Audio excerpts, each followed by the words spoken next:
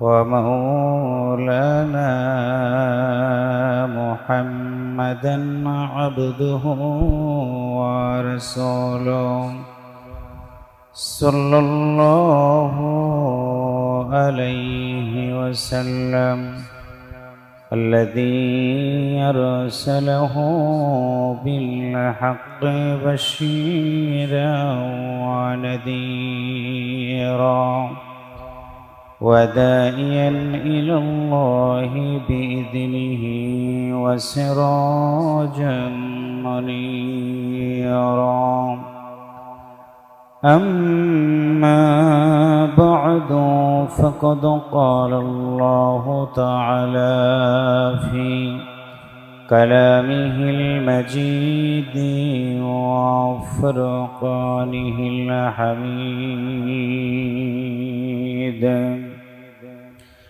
أعوذ بالله من الشيطان الرجيم بسم الله الرحمن الرحيم ولتكن منكم أمة يدعون إلى الخير ويأمرون بالمعروف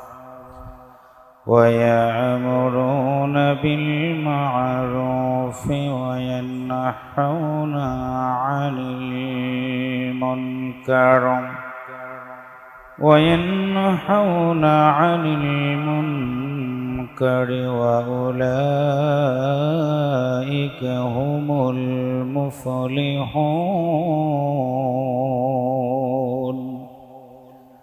إن الله وملائكته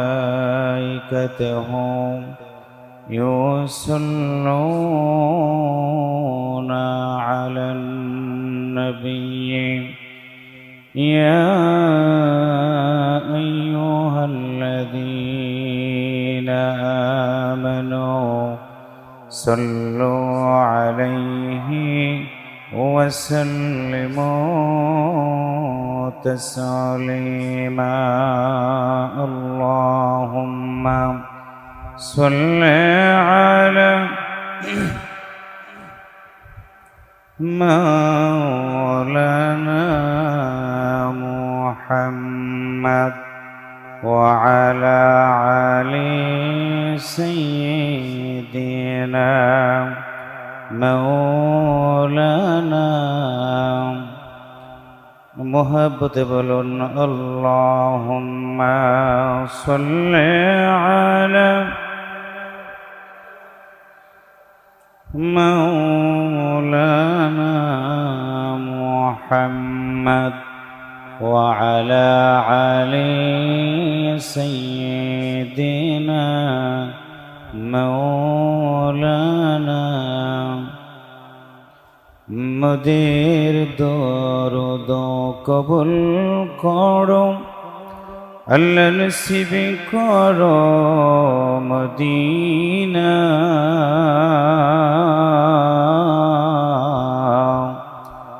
নবীজিরে না দেখায়া মরণের ডাক দিও না আল্লাহুম্মা সাল্লি আলা মাওলানা মুহাম্মদ ওয়া আলা আলি সাইয়্যিদিনা মাওলানা। হাসানপুর নতুন কেন্দ্রীয় শাহী জামা মসজিদে আজকের এই উপস্থিত সম্মানিত শ্রদ্ধাভাজন মুসল্লিয়ান ইকরাম, আমাদের মাঝে আগমন করেছেন আমার অত্যন্ত প্রিয় আদরের ছোট ভাই অনল বর্ষী বাগ্নী, উদীয়মান তরুণ বক্তা হাফিজ মাওলানা শাহিন আলম জিহাদি। আজকের এই আলোচনার শুরুতেই মহান আল্লাহ তাআলার দরবারে শুকরিয়া আদায় করছি, যারা একান্ত মেহেরবানিতে সলাতুল জুমআর নামাজ আদায় করার জন্য যে মহান মালিক তারই ঘর মসজিদে আসার মতো সুযোগ দান করে দিয়েছেন, সেই মহান মালিকের দরবারে শুকরিয়া আদায় করার জন্য অন্তর থেকে বলি আলহামদুলিল্লাহ। সবাই মহাব্বতে বলি আলহামদুলিল্লাহ। রব্বানা লাকাল হামদ হামদান কাসীরান তাইয়্যিবান মুবারাকান ফীহি। দরুদ ও সালাম পেশ করছি প্রিয় নবীর প্রতি, যিনি সাইয়্যিদুল মুরসালিন খাতামুন নবিয়্যিন ও রাহমাতাল লিল আলামিন। অমানিসার অন্ধকারাচ্ছন্ন মানুষগুলোকে যিনি করেছিলেন জাগ্রত, অশান্ত পৃথিবীটাকে যিনি করেছিলেন শান্ত, পথহারা মানুষগুলোকে দিয়েছিলেন পথের দিশা, জাহান্নামী মানুষগুলোকে কোরআনের দাওয়াত দিয়ে তার কথাগুলো শুনিয়ে এনেছেন জান্নাতের দিকে। আজকের এই হজের মৌসুমে সেই রাসূলের প্রতি জানাই দরুদ ও সালাম। সবাই মহব্বতে বলি সাল্লাল্লাহু আলাইহি ওয়াসাল্লাম। প্রিয় দিনী ভাই সব, দেখতে দেখতে আমাদের মাঝ থেকে হিজরি বছর প্রায় শেষের দিকে, যেই সময় আমরা আজকে মসজিদে উপনীত হয়েছি, এই সময় বাংলাদেশ সহ গোটা পৃথিবীর লক্ষ লক্ষ হাজিউল হারাম আইনগণ লাব্বাইক শব্দটা বলে আল্লাহর ঘরের দিকে তারা দৌড়াচ্ছে। বাংলাদেশ সহ গোটা পৃথিবীর যেই সকল মুসলমানেরা হজ করার জন্য বাড়ি থেকে বের হয়েছেন অথবা হজের নিয়ত করেছেন, আল্লাহ তাআলা সেই সকল তার মেহমানদেরকে হজগুলোকে কবুল করে নিয়ে সহি সালামতে হজের কামকাজগুলো শেষ করার মতো আল্লাহ তাআলা যেন তৌফিক দান করেন। একসাথে বলি আমিন। প্রিয় দিনী ভাই সব, আজকে কোরআনুল কারীমের গুরুত্বপূর্ণ একটি সূরা আল ইমরান, বিশ্বনবী সাল্লাল্লাহু আলাইহি ওয়াসাল্লামের মাদানী জিন্দেগিতে সূরাটি নাজিল হয়। মোট আয়াত সংখ্যা 200, রুকু সংখ্যা 20। সেখানকার 104 নম্বর একটি আয়াত আপনাদের সামনে তেলাওয়াত করেছি। কারণ হলো আজকে বাংলাদেশ সহ গোটা পৃথিবীর মানুষগুলো দুটি দলে বিভক্ত। একটা হচ্ছে সত্যের পক্ষের, আর একটা হচ্ছে মিথ্যার পক্ষের। এখন আমাদেরকে সিদ্ধান্ত নিতে হবে, আমরা কি সত্যের পক্ষে থাকব না মিথ্যার পক্ষে থাকব। সত্যের পক্ষে আমরা যখনই থাকার সিদ্ধান্ত নিব, তখনই আমাদের উপরে ঝুঁকি আসবে, দুঃখ আসবে, কষ্ট আসবে, ক্লান্ত আসবে।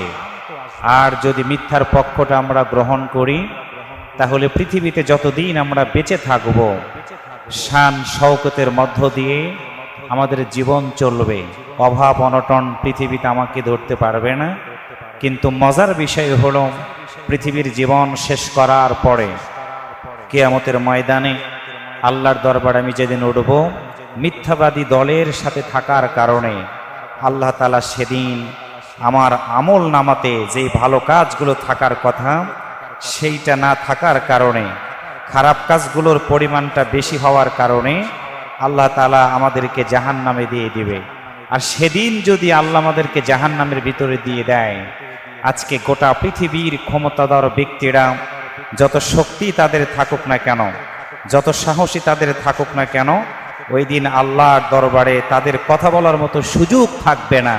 তাহলে বলুন, আজকে পৃথিবীর মধ্যে বিপদের মধ্যে পড়ে গেলে কেউ না কেউ বাঁচানোর মতো সুযোগ গ্রহণ করবে, কেউ না কেউ বাঁচানোর জন্য সহযোগিতার হাতটা বাড়াবে। কিন্তু মৃত্যুর পরে ওই আখিরাতের আদালতে আল্লাহর দরবারে আমরা যদি মুক্তি পেতে চাই, তাহলে একটু মুসলমানের মতো অন্তর থেকে বলুন তো, সত্যের পক্ষে আমাদের থাকা দরকার আছে না নাই? একসাথে বলুন, আছে না নাই? সেই কথাগুলো আমার আল্লাহ তাআলা এইখানে সূরা আল ইমরানের 104 নম্বর আয়াতে কি সুন্দর করে বলেছেন। পৃথিবীর মানুষেরা তোমরা শুনে নাও, আল্লাহ তাআলা সুন্দর করে এখানে ডাক দিচ্ছেন, ওয়ালতাকুম মিনকুম উম্মাতুন ইয়াদউনা ইলাল খায়র। একটু আল্লাহু আকবার আমরা বলি। আল্লাহ তাআলা ডাক দিয়ে বলেন, তোমাদের মধ্যে এমন একটা দল থাকবে, এমন একটা দল থাকবে ইলাল খায়র, খয়ের মানে হচ্ছে উত্তম, যারা মানুষগুলোকে উত্তমের দিকে ডাক দিবে, তার মানে হলো উত্তমের দিকে যারা ডাক দিবে এই পৃথিবীতে তারা হচ্ছে একটি সুন্দরতম দল। আর সুন্দরতম দলের যারা মানুষ হবে আল্লাহ তাআলা তাদের সুন্দর করে ডাক দিয়ে বলেন আমি তাদেরকে জান্নাত দিয়ে দিব। সুবহানাল্লাহ। এখন উত্তম দলের কাজটা কি? উত্তম দলের কাজটা আল্লাহ তাআলা এইখানে সুন্দর করে বলেছেন, ওয়ায়ামুরুনা বিল মা'রুফ ওয়া ইয়ানহাউনা আনিল মুনকার। উত্তম দলের কাজ হচ্ছে মৌলিকভাবে দুইটা। একটা হচ্ছে মানুষগুলোকে সত্যের দিকে, ভালোর দিকে আহ্বান করবে, আর একটা হচ্ছে মানুষগুলোকে ওয়ায়ানহাউনা আনিল মুনকার, মানুষগুলোকে খারাপ কাজ থেকে বিরত রাখবে। এইখানে মুফাসসিরিনগণ দুইটা কথা বলেছেন, শুধুমাত্র মানুষগুলোকে বিরত রাখবে এইটা কথা না। প্রথম কথা হচ্ছে নিজেকে আগে সত্যের পথে, ভালোর পথে প্রতিষ্ঠিত রাখবে, এরপরে ওই ব্যক্তিটা মানুষগুলোকে সত্যের দিকে ডাকতে পারবে। কারণ কোরআনুল কারীমে আল্লাহ তাআলা বলেছেন, ইয়া আইয়ুহাল্লাযীনা আমানু লিমা তাকুলুনা মা লা তাফআলুন। হে ঈমানদারগণ, তোমরা নিজেরা যেটা করো না সেটা অন্যকে করার জন্য, অন্যকে বলার জন্য তোমরা চেষ্টা করো না। তার মানে হলো অবশ্যই মানুষগুলোকে আমরা যখন ভালোর দিকে ডাকবো, আমাদের ঈমানি দায়িত্ব হলো নিজে আগে সত্যের কাজ করা, ভালো কাজ করা। আমাদের এই সভ্য সমাজে আমরা দেখি পৃথিবীর মানুষগুলো একদিকে যায় আর ঈমানদারেরা তারা থাকে একদিকে। যেমন কিছুদিন পূর্বে একজন ইসলামী আন্দোলনের দিনের একজন দায়ীকে ফাঁসি দেওয়া হলো। ঈমানদারদের কি দেখেন, তাদের ঈমানটা কাকে বলা হয়? ঈমানদার হচ্ছে তারা আল্লাহর জান্নাতটা পৃথিবী থেকে দেখতে থাকে মনে হয়। সুবহানাল্লাহ। সন্তানদেরকে ডাক দিলেন, সন্তানেরা যথারীতি জেলখানার ভিতরে বাবার সাথে দেখা করার জন্য এসে গেল। বাবার মৃত্যু হয়ে যাবে আজকে রাত্রিতে, এই সংবাদ পাওয়ার পরে সন্তান, স্ত্রী, পরিবার পরিজন সবাই যখন প্রচন্ড ব্যথিত, তখন তিনি তাদেরকে ডাক দিয়ে বললেন, মনে রেখো আজকে আমাকে যেই কারণে ফাঁসিতে ঝুলানো হচ্ছে এটা আমি অন্যায় করিনি, খারাপ কাজ করি না। আল্লাহর এই জমিনে মানুষদেরকে সত্যের দিকে আমি ডেকেছি। আল্লাহর এই জমিনে মানুষগুলোকে হেদায়েতের পথে ডাকার কারণে, কোরআনের বিধান এই সমাজে বাস্তবায়ন করার জন্য চেষ্টা করার অপরাধে এই জালিমেরা আমাকে ফাঁসির মঞ্চে নিয়ে যাচ্ছে। তোমরা মনে রাখবা, তোমরা দেখ থাকবা এটা হচ্ছে ফাঁসির দড়ি, কিন্তু আমার মনের যেই স্বপ্নটা, আমার মনটা সাক্ষ্য দিচ্ছে ওই দড়ির কাছে যাওয়া মাত্র আমার জীবনের সবচেয়ে বড় স্বপ্ন, আমি আল্লাহর জান্নাতের মেহমান হয়ে যাব। সুবহানাল্লাহ। সন্তানদেরকে ডেকে বললেন, বাবা তোমরা বলো, আমি তো ফাঁসির মঞ্চের দিকে যাব, আমি কি লুঙ্গি পরে যাব নাকি পায়জামা পরে যাব? আমি কি পাঞ্জাবির সাথে লুঙ্গি পরে যাব না পায়জামা কি পরে যাব? তোমরা একটু বলো। কলিজার টুকরা সন্তানটা ডাক দেয়, বল আব্বা আপনাকে তো একটা জিনিস দেখেছি, সেটা হলো পোশাকের দিক থেকে আপনি ছিলেন সুন্দরতম একজন আদর্শ মানুষ। সাদা পাঞ্জাবি পরতেন, সাদা পায়জামা পরতেন, সুন্দর টুপি পরতেন। আজকে যেহেতু সেই টুপি পরার আপনার সুযোগ নাই, ওরা আপনাকে কালো জম টুপি পরাবে। আব্বা আমরা আপনাকে জানাই দিলাম, আপনি সুন্দর ইস্ত্রি করা পাঞ্জাবি পায়জামা পরে ফাঁসির মঞ্চের দিকে যাবেন। সুবহানাল্লাহ বলতে ইচ্ছা করে না? তাহলে ঈমানদার বাবা কেমন আর তার সন্তানেরাও কেমন? আমরা হলে তো মনে হয় ওইখানে হার্ট ফেল করতাম যে একটু পরেই বাবাকে মেরে ফেলে দিবে, আমরা একটু কান্নাকাটি করি। সন্তানদের দিকে তাকালেন, নাতি নাতনিদের মাথায় হাত বুলিয়ে বললেন, তোমরা চিন্তা করো না, ধৈর্য ধরো, তোমাদের সাথে দেখা হবে আমার আল্লাহর জান্নাতের সিঁড়িতে। সুবহানাল্লাহ। এই জন্য আল্লাহ তাআলা ডাক দিয়ে বলেন, বান্দারে তুমি যদি উত্তম মানুষ হও তাহলে তোমাকে উত্তম কাজের দিকে মানুষগুলোকে ডাক দিতে হবে। আর উত্তম কাজের দিকে যখন তুমি মানুষকে ডাক দিবা, তাহলেই তোমাকে 100% সত্যের দিকে মানুষগুলোকে আহ্বান করতে হবে। অসৎ লোকদের সাথে তোমার চলাফেরা বন্ধ করে দিতে হবে। মজার বিষয় হলো আমাদের দেশে তথা গোটা পৃথিবীতে সৎ লোকের সংখ্যা খুবই কম, অসৎ লোকের সংখ্যা সবচেয়ে বেশি হওয়ার কারণেই আজকে আমার এই দেশ সহ গোটা পৃথিবী থেকে অশান্তি দূর হয় না। সন্ত্রাস, জঙ্গিবাদ, মাদক, দুর্নীতি, ইফটিজিং, রাহাজানি, চুরি, ছিনতাই, ধর্ষণ, এইগুলো কি আমার দেশে আছে? একসাথে বলেন আছে? আমরা যদি এগুলোর হাত থেকে বাঁচতে চাই, আল্লাহর কসম করে বলি, আল্লাহর এই জমিনে কোরআনের জীবন ব্যবস্থা কায়েম ব্যতীত এই সমাজটা পরিবর্তন হবে না। আজকে দেখেন, হজের মৌসুমে আমরা হজ করার জন্য যাচ্ছি। অনেক হাজী সাহেবদের হজের টাকা হচ্ছে সুদের টাকা। অনেক হাজী সাহেবদের হজের টাকা হচ্ছে ঘুষের টাকা।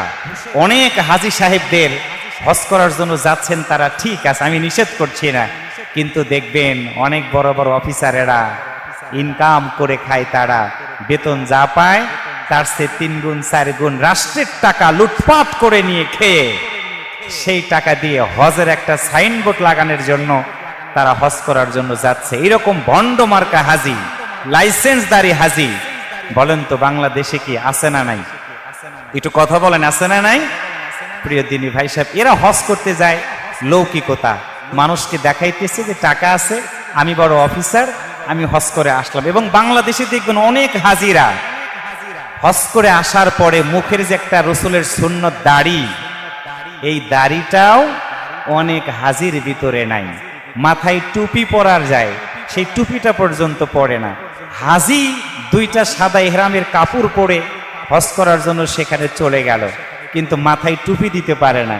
এরপরে দেশে এসে তারা দাড়িটা রাখতে পারে না। তাহলে যেই হাজি, যেই মুসলমান আল্লাহর নবীর রওজার পাশে দাঁড়িয়ে সালাম দিয়ে এসে রসুলের দাড়ি সুন্নতটা আমল করতে পারে না, তাহলে তার হজ কি করে হতে পারে? তাহলে তার হজ কি করে কবুল হতে পারে? যে মানুষটা রাষ্ট্রের টাকা ফাঁকি দিয়ে, রাষ্ট্রের টাকা লুটপাট করে নিয়ে আর দেশের জনগণকে কষ্ট দিয়ে হজ করে একবার কেন, যদি 100 বারও করে, তার হজ আল্লাহর দরবারে কবুল হবে না। প্রিয় দিনী ভাই সাহেব, আজকে বাংলাদেশে কিছু বড় বড় রাঘব বলদের তথ্য বের হয়ে যাচ্ছে। কয়েকদিন আগে আমরা পত্রিকাতে দেখলাম, টেলিভিশনে দেখলাম, সাবেক আইজিপি বেনজির আহমেদ, যিনি র্যাবের মহাপরিচালক ছিলেন, বেটা এত লুটপাট করেছে, এই লুটপাটের হিসাব নাই। নিজের নামে, বইয়ের নামে কোটি কোটি টাকা লুটপাট করে তিনি খেয়েছেন। আল্লাহর কি রহমত! আমরা বলি না, চোরের হচ্ছে কয়দিন? চোরের কয়দিন? চোরের 10 দিন, গারস্থর 1 দিন। চোরের 10 দিন, 10 দিন চুরি করার পরে একদিন যদি গারস্থ ঠিক মতো ধরতে পারে, এমন পিটান পিটায়, এমন মারা মারে যে মারার কোনো হিসাব থাকে না। মাথায় মারবে, বুকে মারবে না, চোখে মারবে, ওই চিন্তা করে না, খালি মারবে, কারণ সে চোর। আজকে রাষ্ট্রের বড় একটা চোর, তিনি রাষ্ট্রের বড় ক্ষমতায় থাকার কারণে রাষ্ট্রের টাকা লুটপাট করে খেয়ে লক্ষ না কোটি কোটি টাকার সম্পত্তি দুর্নীতি করার কারণে তিনি ব্যক্তি জীবনে প্রতিষ্ঠিত হয়েছেন। কিন্তু বিষয় হলো, আমার আল্লাহ তাআলা একটা বলেছেন যে ধর ধর ধরে না, আল্লাহ ধরিলে ছাড়ে না। তার চুরির অপকর্মটা ফাঁস হয়ে যাওয়ার কারণে আজকে দুদক তার যতগুলো ব্যাংক অ্যাকাউন্ট ছিল সবগুলোকে জব্দ করেছে। তার যত জমির সম্পত্তির দলিল ছিল সবগুলো দলিলগুলো আস্তে আস্তে বাজেয়াপ্ত হয়ে যাচ্ছে। আমি সেদিন একটা সেমিনারে বক্তব্য দিতে বলেছিলাম, সে যেই টাকা লুটপাট করেছে, ওই টাকাগুলো যদি আমার এই দেশের গরিব দুঃখী মানুষের ভিতরে বিলিয়ে দেওয়া হয়, আমার দেশের অনেক মানুষ তারা রিক্সা চালাবে না, ভ্যান চালাবে না, ভিক্ষা করে খাবে না।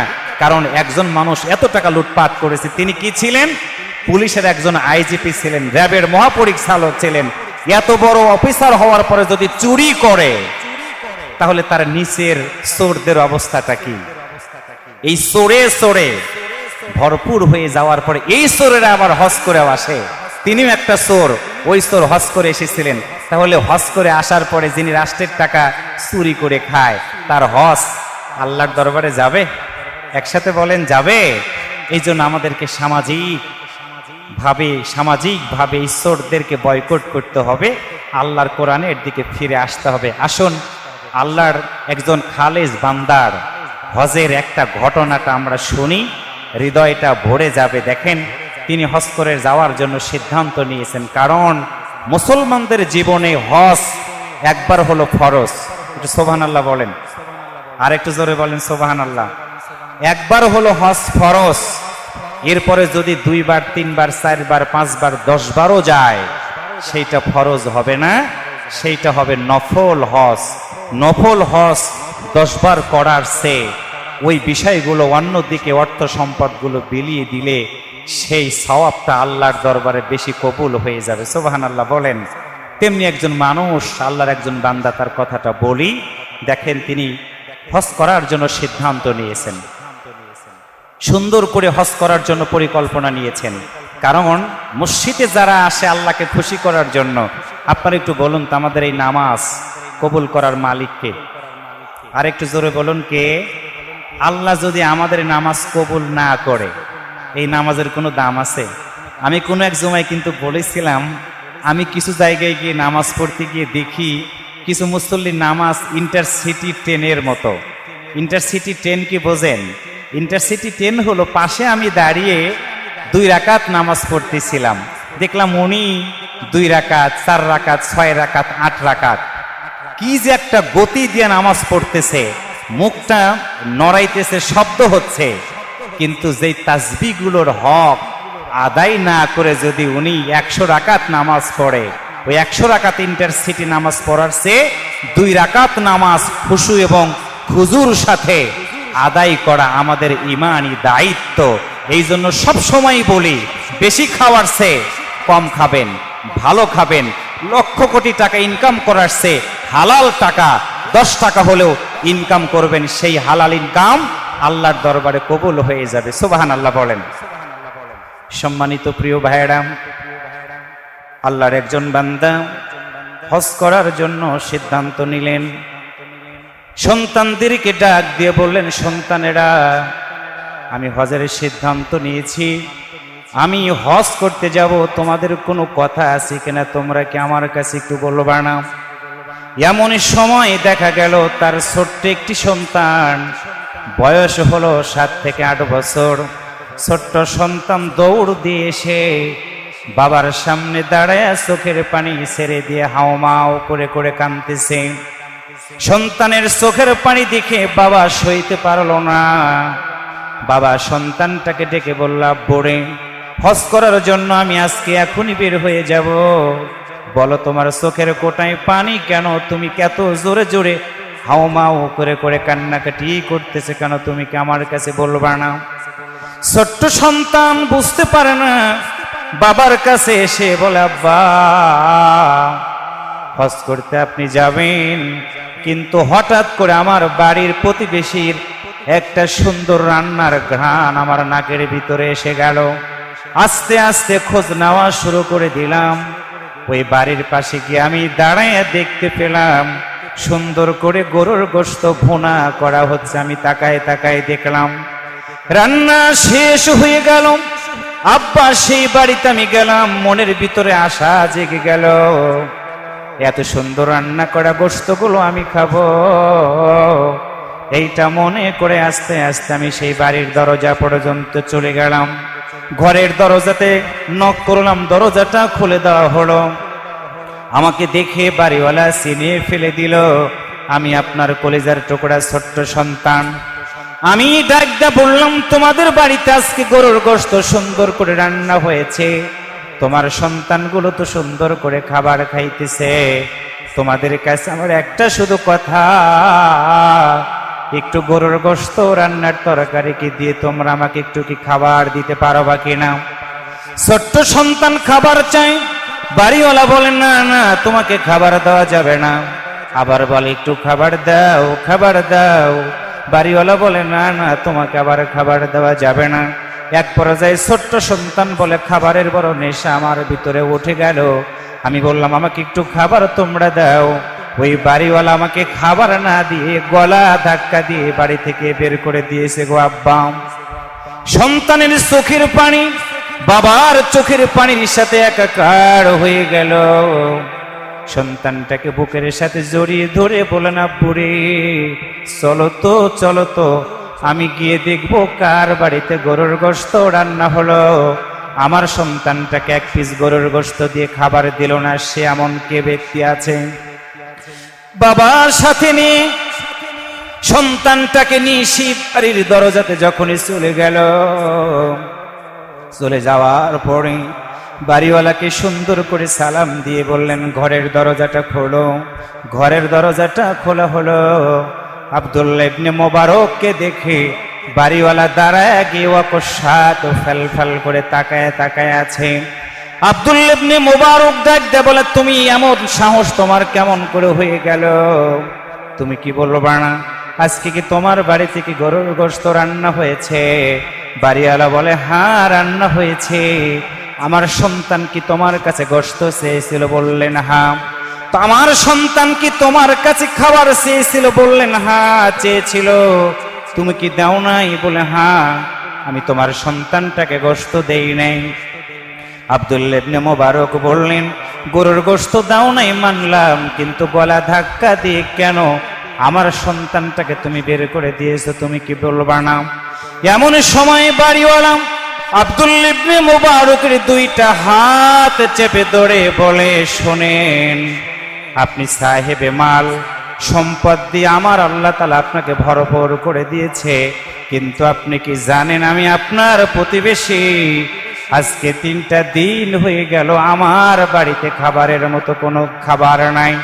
আমার সন্তানগুলো কি খাবে? আমার পরিবার কি খাবে? খাবারের মতো কোনো বন্দোবস্ত নাই।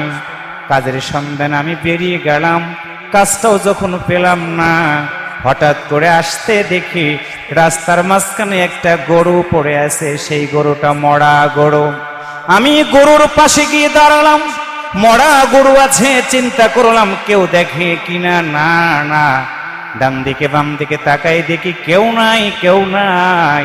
এমন সময় চামড়াটা ছিলে মরা গরুর গোশতটা নিয়ে আমি রান্না করে আমার সন্তানদেরকে আমি খাওয়াইছি। জান বাঁচানোর জন্য মরা গরুর গোশত আমাদের জন্য খাওয়া হালাল, কিন্তু আপনাদের মতো মানুষের জন্য এই মরা গরুর গোশত খাওয়াটা হালাল হবে না। এই জন্য আমি গলা ধাক্কা দিয়ে আপনার সন্তানটাকে আমি বাড়ি থেকে বের করে দিয়েছি। বাড়িওয়ালা হাউমাউ করে কাঁদেন। আব্দুল্লাহ ইবনে মোবারক কলিজার টুকরা সন্তানটাকে বুকের সাথে জড়িয়ে ধরে বলা, পুরে প্রতিবেশী যেই সুন্দর আচরণ করেছে আমি দুঃখ পাই নাই, বরং আমার মতো আব্দুল্লাহ ইবনে মোবারকের কারণে আজকে মানুষটার এত দুর্দশা হয়ে গেছে। বাড়িতে চলো যাই। বাড়িতে গিয়ে সকল হজের টাকাগুলো জোগাড় করে এনে ওই বাড়িওয়ালাকে দিয়ে বলেন, তুমি সম্পদগুলো নাও, বাড়ি থেকে বের হয়ে গিয়ে কিছু খাবার কিনে আনো, ব্যবসা করার জন্য আমি তোমাকে পুঁজি হিসেবে অর্থগুলো দিয়ে দিলাম। আল্লাহর কসম করে বলি, এই সম্পদ কোনোদিন তোমাকে আর কোনোদিন ফেরত দেওয়া লাগবে না। হজের যাওয়ার সিদ্ধান্ত বাদ দিয়ে দিলেন। হজ শেষ হওয়ার পরে প্রতিবেশী যারা দূর থেকে হজ করতে গিয়েছিল আব্দুল্লাহ ইবনে মোবারকের বাড়িতে হাজির হয়ে গেল। ডাক দিয়ে বলে, আব্দুল্লাহ ইবনে মোবারক, তুমি কি বলবা না, এত তাড়াতাড়ি কেমন করে হজ শেষ করে তুমি বাড়িতে চলে আসছো? তুমি কেমন করে আসলাম? আব্দুল্লাহ ইবনে মোবারক ডাক দিয়ে বলে, না না, এই বছরে আমি হজ করার জন্য যাই নাই। কেমনে তোমরা বলো? হাজী সাহেবরা ডাক দিয়ে বলে, না না, আমরা যখন হাজরে আসওয়াদ পাথর চুমু দিতে যাই সেইখানে দেখি সকল হাজীদের চেয়ে তোমার মাথাটা একটু উঁচু। কোনো হাজী সাহেবরা হাজরে আসওয়াদের কাছ পর্যন্ত যেতে পারে না, কিন্তু আমরা দেখলাম কারা যেন তোমাকে সুন্দর করে করে হাজরে আসওয়াদ চুমা দেওয়ার মতো সুযোগ করে দিয়ে দিল। সুবহানাল্লাহ বলেন। আমরা তাকায় তাকায় দেখলাম আমরা সাফা মারোয়া পাহাড়গুলো ছাই করে আমরা দৌড়ায় দৌড়ায় যেতে পারি না, কিন্তু দেখতে পেলাম তুমি কেমন করে সুন্দর করে করে সেইখানে চলে যাচ্ছ। আমরা যখন শয়তানটাকে পাথর মারার জন্য যাই দেখলাম সবার আগে তোমার পাথর মারাগুলো হয়ে গেল। এমনকি একটা ঘটনা তোমারে জানাই দিলাম, বিশ্বনবীর রওজা পর্যন্ত সবাই যেতে পারে, কিন্তু তোমাকে এমন কাছাকাছি দেখলাম দূর থেকে মনে হলো বিশ্বনবীর পাশে যেন আব্দুল্লাহ ইবনে মুবারক তুমি যেন দাঁড়ায় আছো। আল্লাহর নবীর কথা বলার পরে আব্দুল্লাহ ইবনে মুবারকের দুইটা চোখ ভিজে গেল, গাল বেয়ে পানিগুলো গড়ায় গড়ায় পট হয়ে গেল। দুপুর গড়িয়ে সন্ধ্যা হয়ে গেল, সন্ধ্যা গড়িয়ে যখন রাত হয়ে গেল, আব্দুল্লাহ ইবনে মুবারক যখন ঘুমিয়ে গেছে, আল্লাহর নবী স্বপ্নের ভিতরে এসে আব্দুল্লাহ ইবনে মুবারককে ডাক দিয়ে বলে, আব্দুল্লাহ ইবনে মুবারক তুমি শুনে নাও, আমার কাছে আসবে বলে তুমি সকল প্রস্তুতি সম্পন্ন করার পরে তোমার প্রতিবেশী অনাহারে থাকার কারণে তার পাশে গিয়ে দাঁড়িয়েছ। আল্লাহর পক্ষ থেকে তোমার জন্য শুধু সুসংবাদ হয় নাই, তোমার এই দানের খাতিরে এই বছরে সকল হাজী সাহেবদের হজ আল্লাহ তাআলা কবুল করে নিয়েছে। প্রিয় দিনী ভাই সব, এটাই হচ্ছে হালাল রিজিকের বরকত। আসুন যতদিন বাঁচবো আল্লাহর পক্ষে থাকবো, যতদিন বাঁচবো হালাল ইনকাম করে নিজের জীবনটাকে চালিয়ে ইবাদত আমরা করব। আল্লাহ তাআলা আমাদের কবুল করুক, আমিন। ওয়া আখিরি দাওয়ানা আনিল হামদুলিল্লাহি রাব্বিল আলামিন। আসসালামু আলাইকুম ওয়া রাহমাতুল্লাহ।